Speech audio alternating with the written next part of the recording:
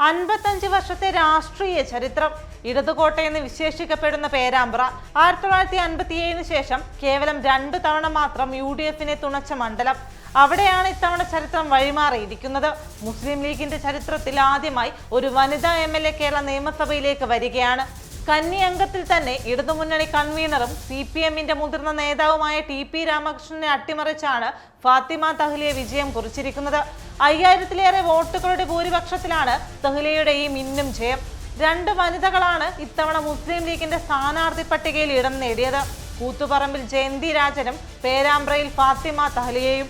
ചരിത്ര ജയം നേടിയതോടെ ലീഗിന് ലഭിക്കുന്ന മന്ത്രിസ്ഥാനങ്ങളിൽ ഒന്നിലും പാർട്ടിയിലെ വനിതാ പ്രാതിനിധ്യം ഉറപ്പിച്ച് തഹ്ലിയ എത്തുമോ എന്നാണ് രാഷ്ട്രീയ കേരളം ഇപ്പോൾ ഉറ്റുനോക്കുന്നത്. പേരാമ്പ്രയിൽ മത്സരിക്കാനില്ലെന്ന് ആദ്യമേ അറിയിച്ച TPയെ അദ്ദേഹമില്ലെങ്കിൽ മണ്ഡലം കൈവിടുമെന്ന ഭയത്താലാണ് പാർട്ടി വീണ്ടും കളത്തിലിറക്കിയത്. പക്ഷേ കുറ്റിച്ചിറയിലെ കൗൺസിലറായിരുന്ന ഫാത്തിമ പേരാമ്പ്രയിലെത്തിയതോടെ രാഷ്ട്രീയ സമവാക്യങ്ങൾ മാറി മറിഞ്ഞു. പ്രചാരണത്തിനിടെ കൗമിലെ കുട്ടി എന്ന പ്രയോഗവും സ്ട്രോങ് റൂം വിവാദങ്ങളും മണ്ഡലത്തെ ചൂടുപിടിപ്പിച്ചു. എന്നാൽ വടകരയിലെ പഴയ കാഫിർ വിവാദം തിരിച്ചടിയായ ഓർമ്മയിൽ TP രാമകൃഷ്ണൻ അതീവ സംയമനം പാലിച്ചു. ഫാത്തിമയ്ക്കെതിരെ ഉയർന്ന വർഗീയ ആരോപണങ്ങളെ ഏറ്റുപിടിക്കാൻ അദ്ദേഹം തയ്യാറായില്ല. പക്ഷേ അപ്പോഴേക്കും ജനവികാരം മാറ്റത്തിന് അനുകൂലമായി കഴിഞ്ഞിരുന്നു. യഥാർത്ഥത്തിൽ ഈ മാറ്റത്തിന്റെ സൂചനകൾ കഴിഞ്ഞ തദ്ദേശ തെരഞ്ഞെടുപ്പിൽ തന്നെ ദൃശ്യമായിരുന്നു.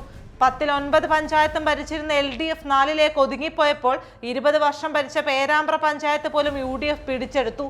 തദ്ദേശത്തിൽ ഈ വോട്ടിംഗ് രീതി നിയമസഭയിൽ മാറുമെന്ന് ഇടതുകോട്ടകൾ കണക്ക് കൂട്ടിയെങ്കിലും ഫലം വന്നപ്പോൾ 5000-ലേറെ വോട്ടിന്റെ ഭൂരിപക്ഷത്തിൽ ഫാത്തിമ വിജയക്കൊടി പാറിച്ചു. 2016-ലും 2021-ലും 10000-ങ്ങളുടെ ഭൂരിപക്ഷത്തിന് ജയിച്ച TP രാമകൃഷ്ണനെ വീഴ്ത്തിയതോടെ ഫാത്തിമ തഹ്ലിയ വെറുമൊരു MLA മാത്രമല്ല, രാഷ്ട്രീയ കേരളം ഉറ്റുനോക്കുന്ന വാഗ്ദാനമായി മാറിയിരിക്കുകയാണ്.